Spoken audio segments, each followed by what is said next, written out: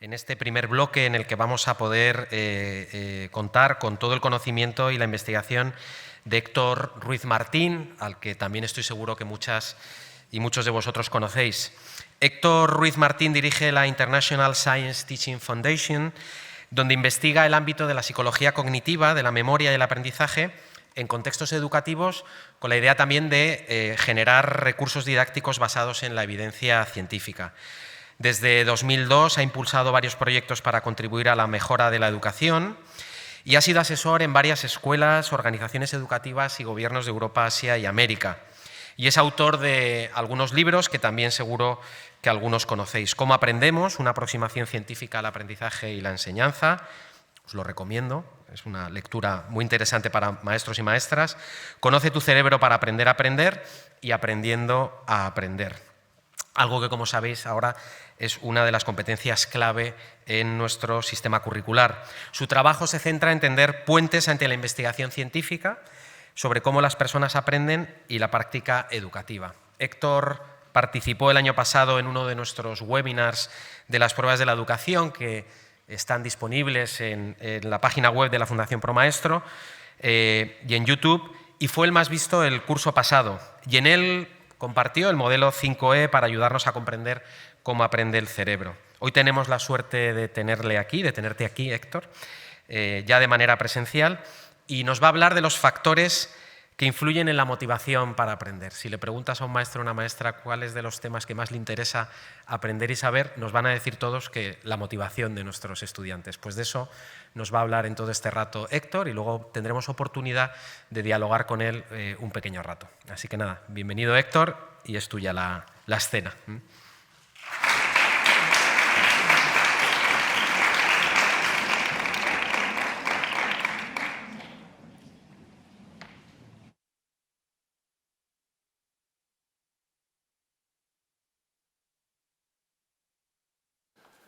Hola, ¿qué tal? Buenos días. Muchísimas gracias. Gracias a la organización de las pruebas de la educación por haber pensado en mí para iniciar esta primera jornada presencial, lo cual es muy significativo. La verdad es que estoy muy contento de poder ver a personas que de hecho incluso no conocía en persona y que llevo mucho tiempo relacionándome con ellas. Así que es fantástico poder tener esta oportunidad, por fin. Esperemos que esto ya vaya a mejor y podamos tener muchas más. Bueno, me han pedido que les hable sobre un tema que como bien comentaba, tiene mucho interés para los profesores, que es la motivación, pero la motivación por aprender. Y mi intención es hacerles una pequeña aproximación de uno de los modelos con mayor consenso desde el punto de vista científico sobre qué factores modulan esta motivación en el aprendizaje. Hay dos cosas que ya me gustaría remarcar, que son las que quiero que al final de la sesión de alguna forma hayan quedado claras. Dos cosas. La primera es que la motivación por aprender, a diferencia de lo que solemos creer, no solo depende del interés. ¿De acuerdo? El interés es un factor, pero hay otros factores y de hecho hay un factor que es incluso más importante que el interés porque incluso modula el interés. La segunda cuestión es que el interés, a diferencia de lo que se suele pensar, no es algo innato o que venga ya por defecto. El interés es modulable también, es contextualizable, se puede modificar. De hecho, yo me imagino que si no todos, la mayoría estarán muy interesados por lo que les voy a explicar sobre este tema de la motivación, ¿verdad? De entrada están muy interesados, pero ¿se imaginan qué pasaría si ahora les pongo este abrumador esquema y me pongo a explicarlo paso por paso y hago una charla soporífera? Pues por mucho interés que tuvieran, lo más probable es que acaben desconectando, por diversos motivos que ahora vamos a comentar. Pero bueno, vamos a empezar. Decía el psicólogo educativo Ernst Rothkopf que podemos llevar el caballo al río, pero para que llene el estómago de agua es él el que debe beber. Es decir, podemos facilitar el acceso al objeto de aprendizaje a nuestros alumnos, pero para que lo aprendan dependerá de lo que ellos hagan con ese objeto de aprendizaje. Y para aprender lo que importará es aquello que hagan en sus cabezas, la implicación cognitiva que tengan, ¿no? Aprender requiere de un esfuerzo, requiere de pensar sobre lo que aprendemos, requiere de practicar. Y por lo tanto, para realizar ese esfuerzo, los alumnos tienen que estar motivados, tienen que tener un motivo para hacer ese esfuerzo que les va a llevar a aprender. Hasta aquí creo, ¿no?, que todos tenemos claro que ese es el papel de la motivación y por eso entendemos que sea tan importante. De hecho, la motivación puede ser tan importante como para ser mejor predictora que otros factores que normalmente tienen una gran capacidad de predicción del rendimiento académico, como el cociente intelectual. Nos guste o no nos guste, el cociente intelectual tiene una gran capacidad de predicción del rendimiento. Pues hay estudios, como por ejemplo este, que nos muestran que así como el cociente intelectual puede ser un buen predictor del rendimiento inicial, la motivación, combinada con buenas estrategias de aprendizaje, ¿de acuerdo?, puede ser mejor predictor en cuanto a la mejora de ese rendimiento, en cuanto al aprendizaje. De manera que es un factor realmente importante para aprender. ¿Pero qué es la motivación? La motivación es un factor emocional del aprendizaje. Las emociones influyen en el aprendizaje de varias maneras. En concreto, las emociones, por un lado, pueden modular directamente los mecanismos cognitivos del aprendizaje. Las emociones pueden hacer, ¿no?, que aquello que aprendemos sea más memorable. Lo que pasa es que estos efectos, según lo que sabemos, se limitan a emociones intensas. Emociones intensas, no el tipo de emociones que ocurren en el aula. Y además, por lo que sabemos, este efecto se circunscribe a nuestra memoria episódica, autobiográfica, es decir, lo que recordamos mejor es lo que sucedió, los acontecimientos de nuestra vida. Sabemos muy poco de cómo las emociones influyen en la memorabilidad de lo que se llama la memoria semántica, que es la que contiene nuestros conocimientos. Ahora bien, las emociones también influyen en el aprendizaje modulando nuestra conducta, porque las emociones nos impulsan a hacer o no hacer aquello que nos llevará a aprender. Y ahí es donde se sitúa la motivación. Porque la motivación no hace que nuestro cerebro aprenda mejor. La motivación no hace que por el hecho de estar motivados recordemos mejor lo que estamos aprendiendo. No. La motivación nos ayuda a aprender más y mejor porque nos empuja a hacer las cosas que nos van a llevar a aprender. Porque hace que le dediquemos más tiempo, más esfuerzo, más atención al objeto de aprendizaje y por eso lo aprendemos mejor. Pero no es un efecto implícito. De hecho, algunos estudios con emociones moderadas, motivadoras, como mucho, encuentran efectos muy pequeños, que no son realmente tan importantes como los que, digamos, estarían mediados por esa influencia sobre nuestra conducta, ¿no?, sobre lo que vamos a hacer o no para aprender. Así que el principio importantísimo de esta sesión es el siguiente. La motivación sustenta la atención y los comportamientos que conducen al aprendizaje. Y por eso, ¿de acuerdo?, es tan importante para el aprendizaje. Pero insisto, esa idea de que estar motivados va a hacer que por defecto nuestro cerebro recuerde mejor, no es por eso, hay un efecto indirecto. Es muy importante destacar que la motivación, al fin y al cabo, es esa inclinación emocional que nos lleva a realizar una serie de acciones para alcanzar un objetivo, ¿no? Hay un motivo, motivación. Y es muy importante que no nos olvidemos de que la motivación per se, sin un objetivo, no tiene sentido. Uno no está motivado en general, aunque a veces digamos, no es un motivado, eso es otro tema. La motivación tiene siempre un objetivo, estamos motivados por o para algo. Y esto es clave que lo tengamos en mente en el aula, porque cuando planteamos una innovación en el aula, una actividad, yo a veces pregunto, ¿cuál es el objetivo de esta actividad o de este cambio, de esta innovación? Que los alumnos estén motivados. Bueno, motivados, pero ¿motivados para qué? Porque motivar a los alumnos, tener a los alumnos motivados en el aula, hacer que estén motivados para venir a la escuela, se pueden motivar de muchas maneras. La cuestión es si esa motivación se va a canalizar en que aprendan. Y no solo en que aprendan, sino en que aprendan aquello que deseamos que aprendan. Por lo tanto, ¿no?, importante entender que la motivación no es un fin. La motivación no es un fin de nuestras acciones, es un medio para alcanzar el objetivo. El objetivo es el aprendizaje, ¿no?, es mejorar la calidad de ese aprendizaje. De hecho, los factores que influirán que ahora hablaremos, que influyen en la motivación, están asociados al objetivo que buscamos. ¿Cuáles son esos factores que modulan la motivación? Según el modelo que les voy a explicar, que como digo, les he comentado, es uno de los que tiene más consenso científico. Bueno, pues el primero, en el que todos pensamos, ¿no?, y que ya al principio lo he comentado, ¿no?, siempre que pregunto ¿de qué creen que depende la motivación por aprender? Pues lo primero que surge, y a veces lo único que surge, es el interés, ¿no?, lo que técnicamente podríamos llamar el valor subjetivo, el valor que el aprendiente le da al objeto de aprendizaje. Y es cierto, pues claro que es un factor de la motivación, no lo vamos a negar. El valor puede tener diferentes dimensiones, ¿no? El valor puede ser intrínseco.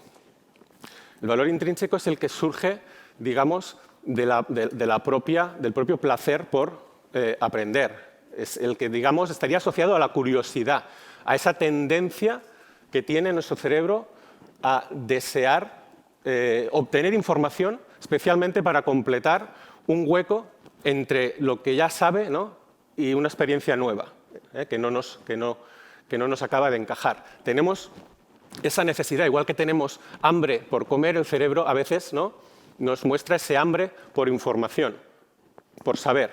Y ahí está ese valor intrínseco que estaría asociado a la curiosidad, es el aprender por aprender, ¿sí? Pero también tenemos el valor extrínseco o instrumental, que es el valor que tiene que ver con las consecuencias que asociamos al hecho de aprender o no aprender el reto, ¿no?, que tenemos delante. Luego también comentarles que existe el valor de consecución, que lo pongo así más difuminado porque no voy a entrar, pero simplemente para que lo sepan, es el que tiene que ver con el valor que le damos al objeto de aprendizaje en función de, digamos, cuán meritoso, cuán difícil, ¿no?, percibimos que es alcanzarlo. Es decir, le damos más valor a aprender algo que parece complejo, que parece difícil, a no algo que parece, ¿no?, ridículamente fácil, ¿no? Vamos a ver en detalle valor intrínseco y extrínseco. Como les decía, el valor intrínseco es el que estaría asociado, ¿no?, a esa emoción moderada que es la curiosidad. Antes les comentaba, existen algunos estudios que nos indican que los estados moderados, de emoción moderada, como la curiosidad, pueden tener un pequeño efecto sobre la memorabilidad de lo que aprendemos. Pero es un efecto muy pequeño, realmente no es el efecto que nos va a ayudar del que estamos hablando, que sería cómo la motivación va a hacer que los alumnos se pongan a hacer lo que necesitan hacer para aprender. Entonces, una cosa importante sobre el valor intrínseco, que comentaba ya al principio, es dejar muy claro que ese valor intrínseco, el interés por determinadas, ¿no?, por lo que vamos a aprender, nos tiene que quedar muy claro que, a diferencia de lo que solemos pensar, no es algo innato, no es algo que los alumnos ya nos traen de serie de su casa. Claro que hay una parte, ¿no?, de interés que ya viene de las experiencias previas que uno ha tenido. Claro que sí, por supuesto. Pero eso no significa que el interés intrínseco se limite solo a los intereses con los que uno ya viene, ni mucho menos. El interés intrínseco es modulable, es contextualizable. Los humanos nos podemos interesar prácticamente por cualquier cosa. Todo depende del planteamiento que se nos haga. Por ejemplo, si aquello, ¿no?, que vamos a aprender se plantea desde el punto de vista de un problema, de un conflicto que requiere de una solución, y el aprendizaje es la solución en sí, ¿no? Esto, a los humanos, nos motivan los conflictos que, como veremos, que creemos que podemos resolver. Normalmente no nos damos cuenta y nos enfocamos demasiado en las respuestas. Vamos directamente a dar respuestas de preguntas que ni siquiera se han planteado, de conflictos, de problemas que los alumnos no conocen. Y nos enfocamos demasiado en las respuestas y nos olvidamos de las preguntas, de los problemas, de los conflictos que pueden, ¿no?, que van a generar el interés por resolverlos, ¿no? Otra forma muy natural que tenemos los seres humanos de generar valor intrínseco es mostrar pasión por lo que enseñamos. Como especie social que somos, parece, ¿no?, que tenemos esta cualidad de contagiarnos, esa satisfacción. De algún modo, es como si al ver a alguien, ¿no?, con esa ilusión, de alguna manera se nos genera curiosidad por saber qué es lo que le está generando esa ilusión para compartirla.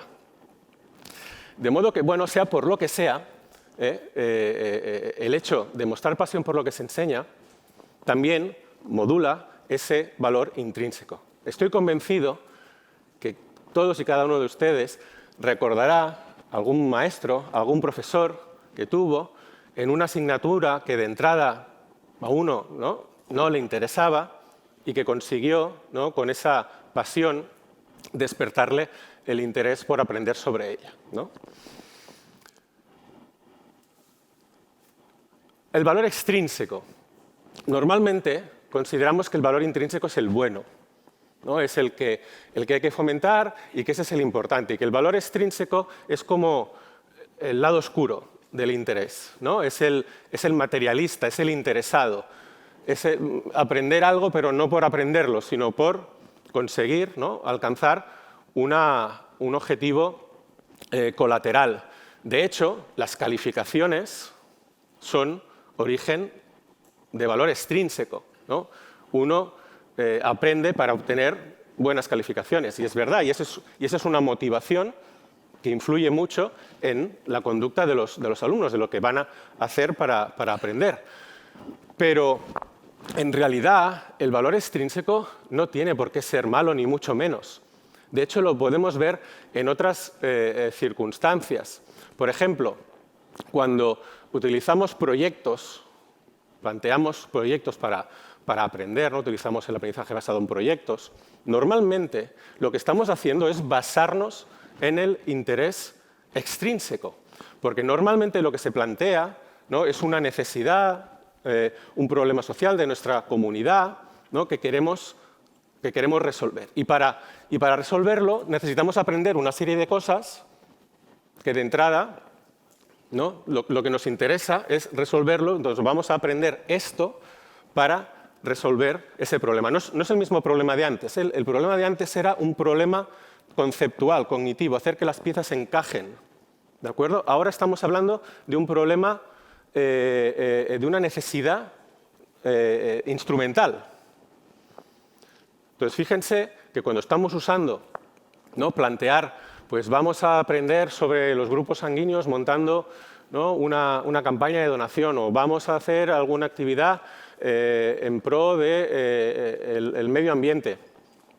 Todos los contenidos que están asociados, que queremos que al final sean los que aprendan, ¿no?, están motivados por esta motivación extrínseca. Tras la motivación extrínseca también están esas estrategias que usan premios, ¿no?, que usan todo tipo de premios. Hay algunos planteamientos de gamificación que se basan en ello. Y esto también sería valor extrínseco. Y no voy a entrar demasiado en ello, pero hay que tener mucho cuidado con este tipo de motivadores, porque pueden afectar de manera negativa al valor intrínseco. Pero no voy a entrar porque nos daría para una charla entera sobre este tema. Solo decir que el valor extrínseco no lo debemos ver como nada negativo. De hecho, el valor extrínseco está continuamente presente en todas y cada una de las cosas que hacemos. Y en la cuestión del aprendizaje aún más. Porque antes decía, somos una especie social. Como especie social que somos, nuestro cerebro está continuamente evaluando lo que nuestras acciones significan en relación a la aprobación que recibiremos de nuestro grupo, en relación a lo que significan para nuestra imagen y reputación. Continuamente nuestro cerebro está evaluando qué significará lo que hemos hecho para nuestro encaje, nuestra aceptación en el grupo. Y alcanzar o no los retos de aprendizaje tiene también, ¿no?, relación con esta necesidad intrínseca que tenemos, pero que desde el punto de vista del aprendizaje es extrínseco. Yo aprendo porque, ¿no?, quiero quedar bien con mi profesor, tener, ¿no?, una imagen ante mis familiares, etc. Entonces, importante, ¿no?, derribar un poco estos mitos de si lo extrínseco es bueno o malo. De hecho, muchas veces, en el tema que nos ocupa, que es motivar para aprender, el único valor del que nos vamos a poder, en el que nos vamos a poder apoyar, muchas veces es el extrínseco. Porque los alumnos no pueden tener de entrada un valor intrínseco, o puede ser difícil, si no saben lo que van a aprender. Y el valor extrínseco nos puede dar la oportunidad de generar, ¿no?, situaciones en que los alumnos vayan desarrollando, vayan cultivando un valor intrínseco por lo que aprenden. Pero es que de entrada, ¿cómo van a tener un valor intrínseco por algo que desconocen? Y yo creo, y esto ya es mi opinión, que nuestro papel como docentes no es que se limiten a las cosas que ya saben, sino abrirles los horizontes, ¿no?, a nuevas perspectivas, a nuevas cuestiones y, como decía, modular, ¿no?, ese interés de varias maneras para conseguir que también vaya creciendo ese valor intrínseco. Normalmente, siempre, ¿no?, lo que vamos a aspirar es a una combinación de ambas cosas. Muy bien. Sin embargo, como ya decía al principio, el interés, que por supuesto es un factor y como ya he recalcado, no es algo que no podamos cambiar, sino que está en nuestras manos cambiarlo, pues modulará la motivación, pero no es lo único que modula la motivación por aprender. Y de hecho, como he comentado antes, ni siquiera es el factor más importante para estar motivado por aprender. Antes comentaba, ¿no?, la motivación, al final, es esa predisposición que tenemos a realizar unas acciones para conseguir un objetivo. Ante un reto, lo primero que sucede en nuestro cerebro es que estimamos el esfuerzo que vamos a tener que hacer para alcanzar ese reto. Ante un reto de aprendizaje, ¿no?, automáticamente, en función, ¿no?, piensen en cualquier reto, uno automáticamente estima lo que le puede costar alcanzar ese reto y el esfuerzo, por lo tanto, que va a tener que realizar. Pero también realizamos otra estimación. Realizamos la estimación de si vamos con ese esfuerzo, alcanzar, o sea, qué certidumbre tenemos de que con eso alcancemos el reto de aprendizaje, consigamos aprenderlo.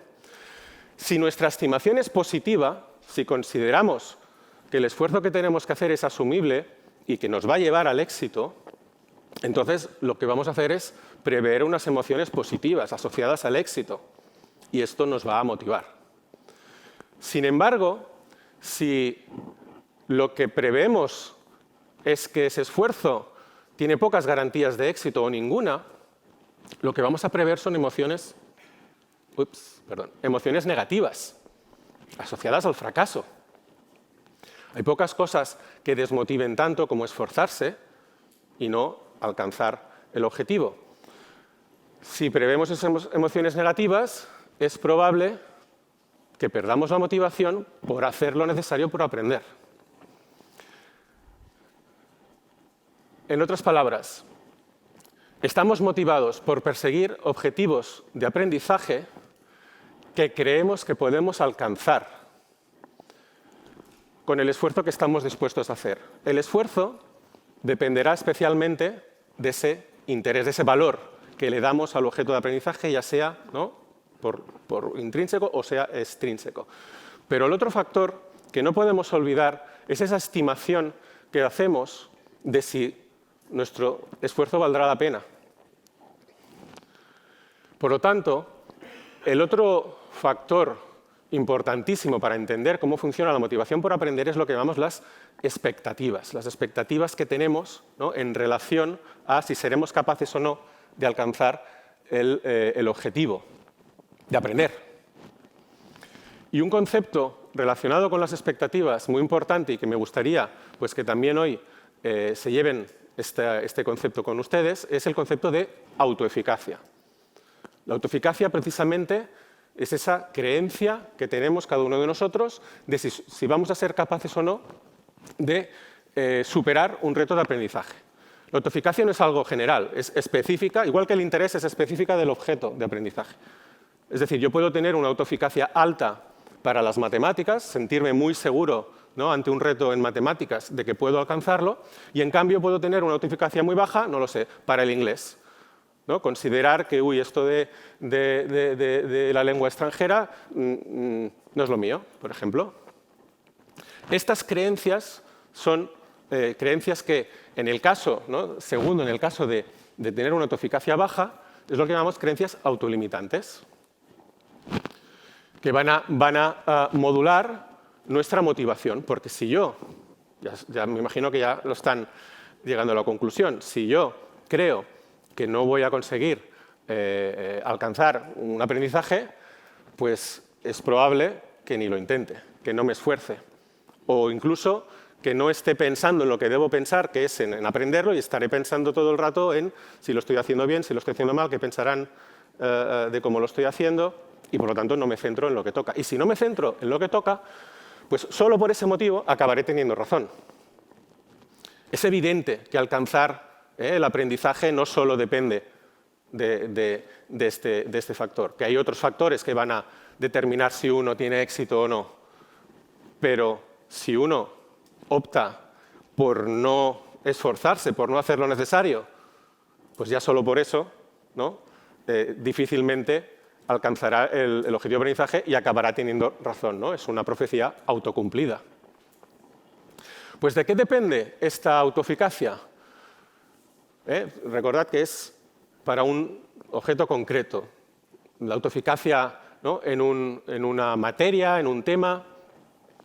¿De qué depende? Pues ya os podéis imaginar, ¿no? De entrada estaréis ya pensando que depende de las experiencias previas que hemos tenido, ¿no? Si yo he tenido malas experiencias en matemáticas, porque me ha costado, porque me he esforzado pero no he acabado de tener éxito, pues ante un nuevo reto en matemáticas puedo partir, ¿no?, de una autoeficacia baja, unas ideas autolimitantes que ya no me van a dejar realmente pensar en lo que debo, ¿no?, centrarme para aprender, incluso van a desanimarme a hacer lo necesario, a practicar lo necesario para aprender. Bueno, claro, pues sí, las experiencias previas son importantes, pero en realidad no es tan sencillo, porque no son las experiencias en sí lo que va a marcar nuestra autoeficacia. En realidad, lo que la va a marcar es la interpretación que hacemos de nuestras experiencias previas. Es decir, la manera, ¿no?, especialmente, de hecho, las causas que atribuimos a nuestras experiencias previas. Por ejemplo, si a mí, por ejemplo, en inglés no se me ha dado demasiado bien, ¿no?, en los cursos anteriores esta asignatura, pero yo creo que ha sido porque no me ha dado la gana esforzarme, pues no tengo por qué tener la autoeficacia baja. Puedo seguir creyendo que si yo quiero, puedo aprenderlo. Así que no son los hechos, no es lo que ha ocurrido, sino la manera en que he interpretado lo que ha ocurrido. Y especialmente, como digo, las causas que atribuyo a mis éxitos y fracasos ante esos retos de aprendizaje. Y las causas que atribuimos se pueden, ¿no?, la investigación nos ha mostrado que suelen ser en todo el mundo las mismas. Las causas que atribuyen los estudiantes se pueden contar con los dedos de las dos manos y, bueno, a lo mejor a veces los pies también, pero no muchas más, y además se pueden clasificar en función de tres dimensiones. La primera dimensión es lo que se conoce como el locus, el lugar, es decir, si estas causas consideramos que son internas o externas. ¿Es algo de la persona o es algo externo a ella? Por ejemplo, el esfuerzo es algo interno, depende de la persona. La habilidad. En cambio, externo sería pues, la dificultad de las pruebas que he tenido que afrontar. Que si el entorno en el que estudiaba pues, era el adecuado o no, o siempre había ruido y no podía estudiar, ¿no? Eso serían causas internas exacto, estas últimas serían externas. Las causas también se pueden clasificar según la estabilidad, es decir, si son fijas o pueden cambiar. El esfuerzo, en principio, puede cambiar. Yo me puedo esforzar en unas ocasiones y en otras no. Una causa que se acostumbra a creer que es fija, y subrayo lo de creer, es la habilidad, ¿no? La idea de que uno tiene más o menos habilidad para aprender una cosa, muchas veces se piensa que es fija.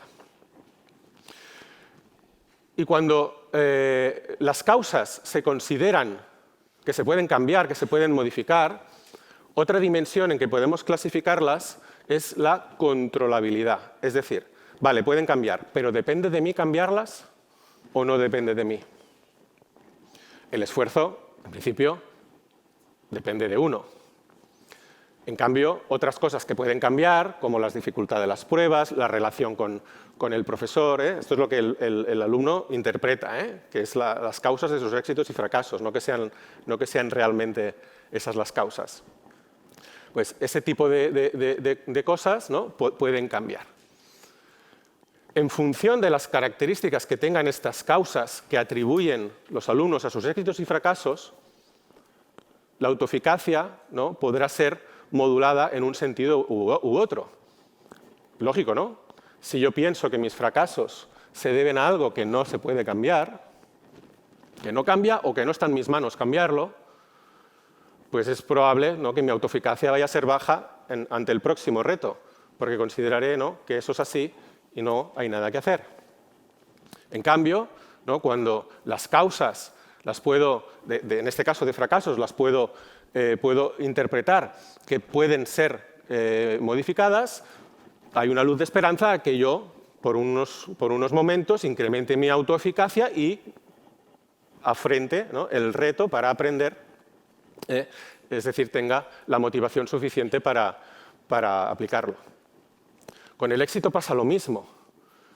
Muchos alumnos consideran que sus éxitos se deben a causas fijas, como por ejemplo la habilidad, ¿no? Hay muchos alumnos que obtienen buenos resultados creen que es gracias a que tienen una buena habilidad. Y en parte tienen razón. Lo que pasa es que también a muchos de estos alumnos les sucede que cuando llegan a cursos superiores, especialmente ya bachilleratos, primero de carrera, donde la exigencia incrementa y donde esa habilidad que uno puede tener, esas pequeñas diferencias de habilidad que pueden haber, ya no es suficiente, entonces tienen problemas para aceptar que puedan hacer algo al respecto, porque estaban atribuyendo sus éxitos anteriores a una cualidad fija y, por lo tanto, los nuevos fracasos que tienen no saben cómo abordarlos. Dentro de las creencias que pueden modular esas atribuciones que hacemos, ¿no?, a nuestros éxitos y fracasos, al final, como les estoy comentando, todo esto es una cuestión de lo que uno cree sobre cómo funciona el aprendizaje. Pues un tipo de creencia, ¿no?, que propuso la psicóloga Carol Dweck está relacionada con lo que ya he comentado, con la idea, la diferencia entre que los alumnos crean que la habilidad para aprender o la habilidad para una asignatura en concreto es fija o es modulable. Y esa creencia que todos tenemos de este tipo de creencias y además a veces consideramos que una habilidad para una cosa es fija y en cambio para otras tenemos una mentalidad que ella llama una mentalidad de crecimiento, que es pensar que esa habilidad se puede mejorar con práctica, con esfuerzo, ¿de acuerdo?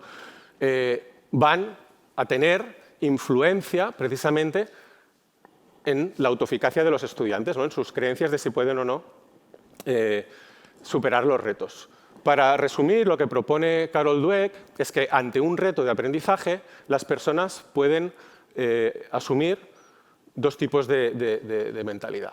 O bien esa mentalidad fija, que se resumiría por creer, ¿no?, que con esta frase, esto no se me da bien, es así, ¿no?, mi habilidad no puede cambiar y no va a cambiar nunca. Esto tiene asociado muchas consecuencias, como interpretar, por ejemplo, los errores como una prueba de que a uno no se le da bien y, por lo tanto, ¿no?, son estigmas, no se consideran, pues, parte natural del proceso de aprendizaje por el que uno debe pasar. También tiene repercusiones en la conducta que uno va a tener, que va a estar más pendiente de su imagen, de la imagen que proyecta a los demás, que no realmente por estar aprendiendo, porque lo que va a tratar es de proteger esa supuesta inhabilidad, ¿no?, que tiene ante un tipo de retos. O bien la mentalidad que uno puede asumir es como decía, la mentalidad de crecimiento, que se podría resumir con esta otra frase: esto no se me da bien todavía, ¿no? Es entender, pues, que el talento es un factor, es el punto de partida, pero no es lo único. Para alcanzar, ¿no?, los retos de aprendizaje también hay que esforzarse, y que también es lógico que uno al principio una cosa no se le dé bien, por eso lo está aprendiendo, para conseguir, ¿no?, que sea así, ¿no? En cualquier caso, estas son creencias que van a modular, ¿no?, esas atribuciones que hacemos. Si yo atribuyo mis éxitos o mis fracasos, como decía, a mi habilidad, y además creo que la habilidad es fija, ¿no?, pues tenemos ahí situaciones en que va a ser difícil hacer cambios. Importante entender que esta idea de estas mentalidades no clasifica a las personas, todos asumimos una u otra en función de los retos, y tampoco diferencia a los alumnos que sacan buenas notas de los que no. De hecho, normalmente uno piensa, los de la mentalidad de crecimiento son los que sacan buenas notas. No necesariamente, antes ya he dicho, muchos alumnos que sacan buenas notas tienen la suerte de tener una habilidad, digamos, innata por aprender ya de entrada, ¿no?, mejor, y ellos asumen que es gracias a esa habilidad y nada más, ¿no?, que están obteniendo los resultados que obtienen. Luego, como digo, pueden entrar en problemas porque esa habilidad no es suficiente si, por ejemplo, uno no usa buenas estrategias de aprendizaje, etc. Dentro de estas creencias que van a modular la motivación, ¿no?, y que van a modular la forma en que el aprendiente se concibe a sí mismo como aprendiente, ¿de acuerdo? Tenemos que tener en cuenta cómo la sociedad va, de manera explícita o subliminal, va introduciendo toda una serie de ideas sobre la capacidad que tienen las personas para aprender. Y dentro de estas ideas, ¿no?, ocurre que surgen ideas, etiquetas, ¿no?, basadas en lo que llamamos estereotipos, que clasifican a las personas, a conjuntos de personas, y les atribuyen una serie de características que necesariamente no tienen, ¿de acuerdo?, pero que van a influir en sus creencias sobre su habilidad, ¿no?, en la escuela. Por ejemplo, ¿no?, los estereotipos de género aquí son muy habituales, especialmente afectando de manera negativa a las niñas, por ejemplo, con ideas sobre que no son tan buenas como los niños en asignaturas científico-tecnológicas, en matemáticas, etc. Cuando eso no es verdad. No es verdad.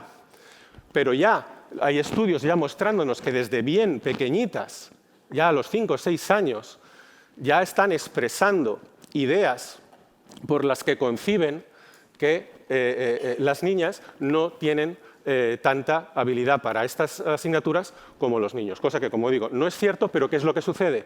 Se convierte, ¿no?, en un estereotipo que uno mismo asimila y que puede frenarle en sus aspiraciones. De hecho, ¿Por qué estaba diciendo antes que las expectativas, la autoeficacia, es incluso más importante que el interés? Porque modulan el interés, porque las personas perseguimos aquellos retos que creemos que podemos superar. Nos acercamos, nos interesamos en aquellas cosas, ¿no?, que creemos que se nos dan bien y nos alejamos de las cosas que creemos que no se nos dan bien. Por lo tanto, estas creencias de autoeficacia modulan nuestro interés. Por eso también, ¿no?, cuidado, porque a veces los alumnos tienen intereses en cosas que ya se les da bien, ya las han aprendido y lo que tienen que hacer es aprender otras.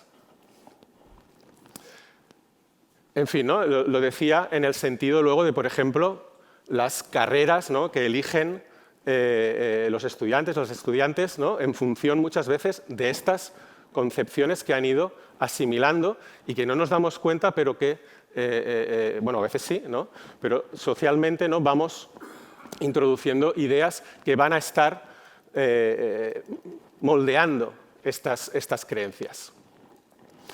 Por lo tanto, en resumen, ¿no?, tenemos no solo el interés, sino muy importante en los retos de aprendizaje, entender este concepto de las expectativas que tienen los alumnos en relación a superar esos retos, ¿no? Especialmente el concepto de autoeficacia, que, como he dicho, depende de las experiencias, pero realmente depende de cómo las han interpretado. Y la interpretación depende de las creencias que tienen sobre cómo aprendemos, cómo son ellos como aprendientes. ¿Y de dónde salen esas creencias? Pues es lo que estaba comentando ahora mismo. Estas creencias quedan, ¿no?, moduladas por el entorno de aprendizaje. No solo por esto, luego al final me dejo la parte más interesante. El ambiente de aprendizaje, por lo tanto, es el otro factor que va a estar modulando la motivación. Y concretamente una de las cosas una de las cosas muy importantes es la cultura de aprendizaje que se comparte en la comunidad educativa. Esa cultura que va, ¿no?, a moldear el valor subjetivo de aquello que se aprende, que va a moldear, ¿no?, la idea de cómo aprendemos y, por lo tanto, qué expectativas, ¿no?, debe tener uno ante un éxito, ante un fracaso especialmente, y que van a permitirle seguir adelante. Por cierto, otra cosa importante, ¿por qué las expectativas son también más importantes que el valor subjetivo? Porque el valor subjetivo nos puede emplazar a empezar, a ponernos, ¿no?, con interés, ¿no?, al principio. Pero con el ejemplo que les he puesto al principio de todo, no es suficiente para mantener la motivación. Porque si lo que ocurre de repente nos abruma o nos vemos superados porque nos empieza a costar, el interés no va a ser suficiente para mantener la motivación. En cambio, mantener una autoeficacia alta, ¿no?, es más importante. Y ahora, de hecho, veremos, ¿no?, que tiene repercusiones importantes a través del desempeño. En cualquier caso, ¿qué nos dice la ciencia sobre, en resumen, cómo debe ser un ambiente motivador? Pues nos dice que debe ser exigente. Es decir, que no baje, ¿no?, el listón y que muestre expectativas positivas de éxito hacia los estudiantes, ¿no? Pero claro, no podemos mantener el listón y no hacer nada más. El ambiente tiene que ser alentador. Y cuidado, porque alentador, ahora lo diré, no significa que anime a los estudiantes y que simplemente, ¿no?, les ayude a tener creencias que les hagan ponerse a trabajar, ¿no? En realidad, alentador significa que les ayude a tener éxito. Y ahora lo veremos. Y bueno, también nos dice la investigación que debe ser justo, en el sentido de que debemos, ¿no?, trabajar en un marco de normas coherentes, consistentes, ¿no?, en que todo el mundo vea que hay esa consistencia, ¿no?, en cómo funciona, ¿no?, nuestra aula, nuestro entorno educativo. Lo de alentador es importante, lo marco aquí porque es la última idea con la que me gustaría que acabáramos. que es la necesidad de que esto no significa solamente animar a los estudiantes, incluso intervenir en sus ideas, sino hacer algo más. Pero, bueno, estas serían, ¿no?, las situaciones en las que, en relación a la motivación, nos podemos encontrar a los estudiantes en función de los 3 factores: valor, expectativas y entorno. Y como podemos ver, solo hay una situación: valor alto, autoeficacia alta y ambiente alentador, donde vamos a conseguir tener al estudiante motivado. Voy a pasar, que me voy de tiempo, para poder resumir. ¿Qué podemos hacer entonces para motivar a los estudiantes? Crear valor. Crear valor en lo que van a aprender. Partir de problemas a resolver, no de soluciones a problemas no planteados. Proporcionar contextos reales, significativos. Esto no significa partir de sus intereses, sino relacionar lo que vamos a aprender con cuestiones en las que puedan percibir el valor instrumental de lo que van a aprender. Explicar la utilidad futura de lo que aprenden. Ya sé que esto a veces es muy difícil. Lo sé, pero otras veces no es difícil y no lo hacemos. Y vale la pena hacerlo. Asociar objetivos didácticos a otro tipo de objetivos, es decir, los objetivos de aprendizaje a otro tipo de objetivos en esa actividad, ¿no?, sociales, afectivos, emocionales. Explicitar lo que valoramos, ¿no?, del trabajo que van a realizar, sobre todo del resultado, ¿no?, que queremos de esa actividad. Y mostrar la propia pasión por la materia siempre, ¿no?, que podamos y que la sintamos, claro. ¿Qué más? Fomentar expectativas positivas. Clave, que los objetivos de aprendizaje estén bien alineados con las actividades que realizamos y que todo eso esté bien alineado con la evaluación, con la manera en que vamos a evaluar esos aprendizajes. Porque cuando la evaluación no está bien alineada con aquello que se ha realizado, los alumnos tienen la sensación de que el entorno de aprendizaje no es justo. ¿De acuerdo? Y eso desmotiva, baja su autoeficacia porque no saben qué tienen que hacer para conseguir, ¿no?, los objetivos según esos criterios de evaluación. Identificar el nivel de reto apropiado. Ya sé que también cuando uno tiene más de 30 alumnos en la clase, pues es complicado, pero se puede trabajar y tratar, ¿no?, de apreciar y consensuar, ¿no?, dónde está el nivel de reto aproximadamente. No es fácil. Explicar qué hay que hacer para tener éxito, y ahí una buena rúbrica, no todas son buenas, una buena rúbrica puede ayudar orientando a los alumnos en realmente qué se espera de ellos. Cuando los alumnos saben qué se espera de ellos, su autoeficacia sube, porque saben, ¿no?, dónde tienen que enfocar sus esfuerzos. Expresar confianza, ¿de acuerdo?, en los alumnos. Y luego cuestiones, ¿no?, intrínsecas y en las que debe participar toda la comunidad educativa, ¿no?, de educar sobre qué significa el éxito, qué significan los errores, ¿no?, reconceptualizarlos y trabajar esas creencias atribucionales, ¿no?, la manera en que los alumnos atribuyen las causas de sus éxitos y fracasos. La última cosa. Todo esto está muy bien, pero hay algo que debemos tener en cuenta que es quizá la recomendación más importante de hoy. Para mantener la motivación, lo más importante para la motivación es apreciar que uno está avanzando. Es tener éxito en el aprendizaje. Si la autoeficacia es importante para el logro es mucho más importante para la autoeficacia. De manera que si nos centramos simplemente en incrementar la autoeficacia de los alumnos con mensajes esperanzadores, de confianza, etcétera, pero no les damos las herramientas necesarias para que su esfuerzo esté bien dedicado, porque los alumnos de esforzar muchas veces se esfuerzan, lo que pasa es que se pueden esforzar mal. Y aquí es donde tenemos que tener en cuenta un tema que da para un máster entero, que son las estrategias de aprendizaje, etcétera. Si les motivamos a intentarlo otra vez después de, ¿no?, tener unos fracasos y conseguimos motivarlos para que se vuelvan a esforzar y se esfuerzan, pero entonces fracasan otra vez, a ver ahora cómo los animamos, ¿no?, a que vuelvan a intentarlo.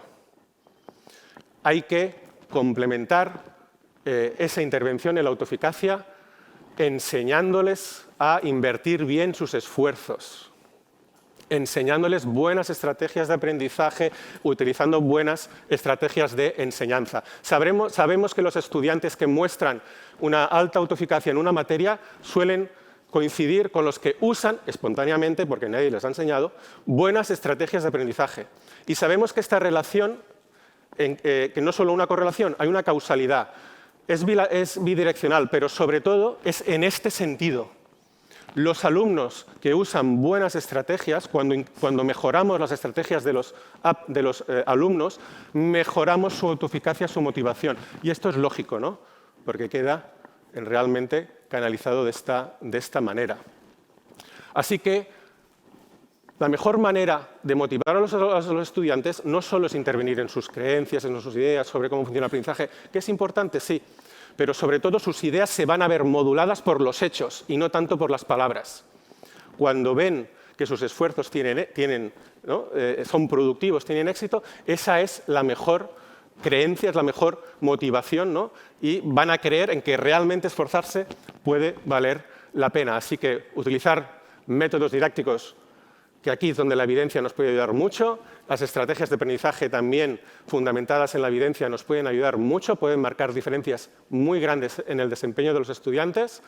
Reflexión metacognitiva y dar oportunidades a los alumnos para que sus errores no sean definitivos, que puedan volverlo a intentar y que tengan oportunidades de feedback. Evaluación formativa, que también nos daría para otro máster. Así que muchísimas gracias y disculpad por el tiempo que he pasado.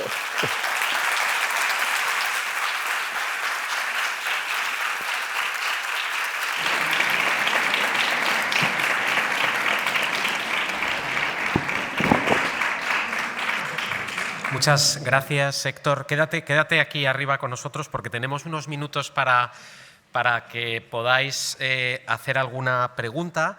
Creo que son 2 personas, ¿no?, que tenéis un micrófono que lo podéis pedir. Mientras pensáis esa pregunta, que sí que os agradecemos que sea una pregunta breve y directa, es decir, que vamos a tener luego espacio para contarnos nuestros problemas y esto que nos gusta mucho hablar a los profes de qué nos pasa en el aula, pero ahora una pregunta directa y concisa es lo que necesitamos para estos pocos minutos que tenemos. Entonces podéis levantar la mano y os acercarán los micrófonos. Yo mientras pensáis alguna de esas preguntas, sí que aprovecho, Héctor, yo para hacerte una, y es, claro, los profesores también necesitamos motivación, ¿no? Y entonces entiendo que según lo que nos has contado, la motivación de los docentes tiene que ver con el logro de nuestros estudiantes, ¿no? ¿Cuál crees tú que son los factores en los que nos tenemos que fijar para observar que ese logro está ocurriendo y que eso también de alguna manera impacte en nuestra motivación como docentes? Bueno, el logro de los estudiantes, creo que todos tenemos, ¿no?, nuestros medios para irlo evaluando, ¿no?, para ir, al final, la evaluación no es otra cosa que ir obteniendo evidencias del desempeño, ¿no?, de la mejora en el desempeño de nuestros estudiantes. Así que una buena evaluación que realmente nos permita observar qué está sucediendo. Y también, ¿no?, a veces hablamos de evaluación, nos centramos simplemente en cuestiones de que si evaluación formativa, evaluación sumativa. Esto está muy bien, es muy interesante, pero eso tiene que ver solamente con lo que hacemos una vez hemos obtenido las evidencias, ¿no?, del aprendizaje. Estos 2 tipos de evaluación se refieren a qué hacemos con ellas. Pero, ¿y cómo las obtenemos? Porque normalmente nos olvidamos de la importancia que tiene de diseñar buenas pruebas de evaluación. El aprendizaje es algo que no podemos observar, ¿no? Tenemos que inferirlo a través de un cambio en la conducta del estudiante, es decir, en aquello que puede hacer y que antes, digamos, no podía. Diseñar bien las pruebas para entender no solo cómo están aprendiendo, qué están aprendiendo, sino cómo, con qué calidad, ¿no?, qué calidad tiene ese aprendizaje, si es duradero, si es transferible a nuevas situaciones. Dependerá el poderlo identificar de qué tal hagamos esas pruebas de evaluación. Cuando hacemos buenas pruebas de evaluación, también creo, y es mi opinión, que podemos tener más satisfacción a la hora de ir entendiendo realmente, ¿no?, lo que está sucediendo y por lo tanto, ¿no?, tener evidencias de si la cosa está funcionando. Claro, la motivación va a depender de si está funcionando o no. Por lo tanto, no es la evaluación la que va a cambiar eso. Lo que puede cambiar eso son las estrategias de enseñanza que utilicemos y también el hecho, ¿no?, de que enseñemos a los estudiantes a aprender, ¿no?, buenas estrategias de aprendizaje, que no son las famosas técnicas de estudio que salían en los libros. Alguna coincide. Utilizar buenos métodos, y ahí es donde la ciencia nos puede ayudar realmente a orientarnos sobre qué funciona, entre comillas, en el sentido de qué va a tener más probabilidad de acercarnos a donde queremos llegar. Como bien digo, cuando los estudiantes tienen éxito, se van a motivar, hay que darles herramientas para alcanzar ese éxito, pues los docentes igual. Los docentes necesitamos, ¿no?, tener esas herramientas. Ahora bien, también querría aprovechar, y disculpen a los representantes de la Administración, que no solo es una cuestión de metodologías, también es una cuestión de recursos. Y lo dejo ahí, ya me han entendido.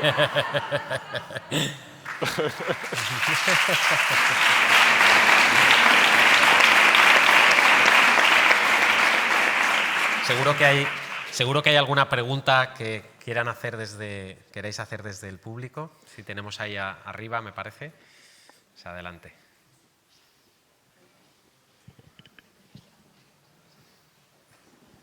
Gracias. Buenos días. Muchas gracias, Héctor, por el libro y por la charla, muy enriquecedora. Quería preguntar, porque escuchándote, ahora que habéis hablado de la Administración, parece que mucha de la responsabilidad de la necesidad de formación y de mejora viene del profesorado. Es decir, estamos en las aulas y todo lo que explicas es aplicable. Necesitamos, desde luego, formarnos más en cómo hacerlo, pero es aplicable. Y escuchándote pienso, ¿en qué medida la normativa educativa actual, ya sabemos que en continuo cambio, pero la normativa educativa actual nos ayuda o nos dificulta todo esto? ¿Sí? Quizá la cantidad de currículum pueda dificultar, quizá la autonomía de los centros sea suficiente o no. Todas esas cuestiones me surgen. En el marco en el que nos movemos, ¿qué responsabilidad tenemos los docentes dentro del marco que tenemos? ¿Sí? Claro, a ver, la responsabilidad del docente especialmente se produce dentro del aula, ¿no?, que es donde pues, utilizar buenas metodologías, ¿no?, fundamentar lo que uno está haciendo, pues va a ser importante y sabemos que tiene impacto. Pero luego, bueno, y de hecho no tienen solo responsabilidad en el aula, también fuera, pero luego la Administración, como ya acabo de comentar, tiene que apoyar a todos estos esfuerzos y, de hecho, no es suficiente con poner una normativa y plantear un nuevo currículum si no hay los recursos y el tiempo necesario para su implementación, ¿no?, para una buena formación por parte del profesorado y otros responsables. Y, por ejemplo, yo creo que una queja que no es de ahora, sino que siempre sucede, más allá de que cada 2 por 3 tengamos leyes educativas nuevas, nuevos currículums, también es la cuestión de los plazos en que se implementan, ¿no? La verdad es que tratar de aplicar cambios que pueden ser profundos en el currículum y con ello en las metodologías, ¿no?, tratar de plantear nuevas metodologías, pero no dar el tiempo prudencial necesario para hacer eso bien, el currículum todavía no está publicado, están los borradores y se tiene que aplicar en septiembre ya. Esta es mi opinión, creo, ¿no?, pues que este tipo de responsabilidad no ayuda a que los docentes puedan cumplir bien con la responsabilidad que ellos tienen por su parte.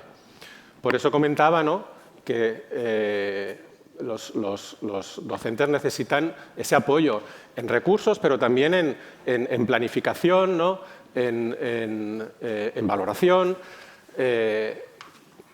con lo cual pues es difícil, ¿no? Es decir, cualquier legislación puede tener realmente muy buena pinta, pero en función de cómo se despliegue puede acabar en nada, ¿no?, o puede acabar teniendo un impacto. Así que creo que no es tanto, ¿no?, los planteamientos de fondo, sino al final cómo todo esto se lleva hasta el kilómetro final, ¿no?, que dicen que es el aula, ¿no? Muy bien. Tenemos 2 minutos para una pregunta más. Sí, ahí tenemos.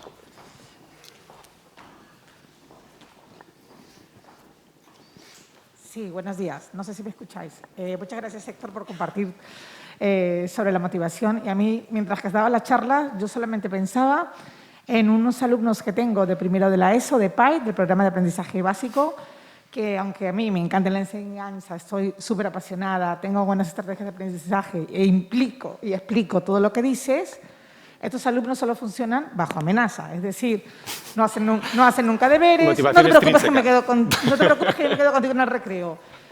Se les expulsa a casa y los padres se los llevan de compras. Es decir, hemos tenido una reunión con todos los profesores que enseñamos a este grupo de alumnos porque en educación física no quieren hacer ni correr, el profesor de matemáticas no saca ni el libro. Y bueno, conmigo trabajan pero bajo amenaza y me desgastan todas las energías que tengo. Entonces, ¿cómo motivamos a estos alumnos que no tienen ningún valor intrínseco en su motivación, ¿no? Claro, mira, aquí 2 cosas muy interesantes. La primera, que nos da pie a entender que la motivación extrínseca, o sea, que la motivación, a veces pensamos, no, es que la motivación, no, bueno, a lo mejor uno no tiene que estar motivado, es su deber, ¿no? A veces se dice esto, es su deber aprender. Bueno, es que en realidad el deber es una motivación extrínseca. Lo que pasa es que el sentido de deber que tiene una persona puede no coincidir con el sentido de deber de otra. Si esa persona no tiene ese sentido de deber, no tiene esa motivación extrínseca. Pero al final es motivación lo que va a hacer, ¿no?, que se pongan a hacer algo, ¿no?, las personas. Entonces, o sea, entendamos que sí o sí lo que hay detrás de que una persona se ponga a realizar un esfuerzo es una motivación.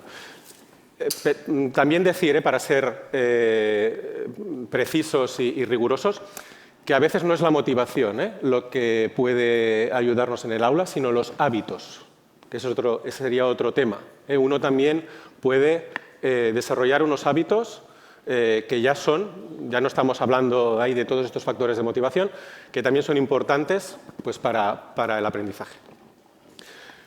La segunda cuestión, sobre lo que comentas. He hablado del ambiente de aprendizaje, el entorno ese de aprendizaje. Claro, el ambiente de aprendizaje, la inercia que tenemos aquí, que somos docentes, etcétera, es pensar que es nuestra aula, nuestra escuela, pero no es solo eso. Es la comunidad educativa, son las familias, es la sociedad que nos rodea. Es entender que el valor, ¿no?, y las expectativas que tienen los estudiantes van a estar moduladas por todos esos mensajes que les da su entorno, que, como digo, no es solo la escuela. Si hacemos una operación rápida, si contáis las horas en un año entero, 365 días, que pasan los alumnos en la escuela sin contar 8 horas para dormir, bueno, que eso sí duermen 8, pero si quitáis 8 horas al día, ¿de acuerdo?, y contáis las horas que pasan en la escuela en relación al año, ¿sabéis qué porcentaje del tiempo despiertos pasan en la escuela con nosotros? Un 20%, entre un 20 y un 25% como mucho. Es decir, hay un 80-75% que están fuera de la escuela, en otros entornos que van a estar modulando estas creencias y, por lo tanto, sus ideas, ¿no?, sobre el valor que le dan a la escuela, las expectativas que tienen respecto, ¿no?, a su capacidad. Lo que quiero decir es que nosotros podemos hacer todo lo que está en nuestras manos, pero magia no podemos hacer. Podemos contribuir, podemos, ¿no?, ayudar. Pensad también, toda la investigación siempre os va a hablar en términos estadísticos, es decir, en conseguir que a nivel de grupo consigamos, ¿no?, que los resultados mejoren, pero eso no significa que nos podamos quedar con casos concretos que no podamos resolver o que nos cueste. Que luego no estoy diciendo que no se pueda tratar, ¿no?, de buscar respuestas específicas para estos casos, pero en general debemos tener esto en cuenta. Entonces, yo creo que si todas estas cosas que he estado comentando, sin términos generales, ya las tienes presente, ¿no? Para mí, por lo que has dicho y por lo que has comentado sobre las familias, creo que falta, ¿no? Es la implicación que te puedan dar también las familias para ayudarte en esto. Pero, claro, te la tienen que querer dar. En fin, que es muy importante el papel que tenemos. Pero antes que preguntaba, ¿no?, sobre qué responsabilidad al final tiene el docente, hombre, tiene una responsabilidad importante, pero no puede resolverlo todo. No sé si te contesto yo. No es la mejor. Muy bien, Héctor. Pues nada, muchísimas gracias, Héctor, por tu intervención. Yo creo que le podemos dar un aplauso final. Muchas gracias. Gracias.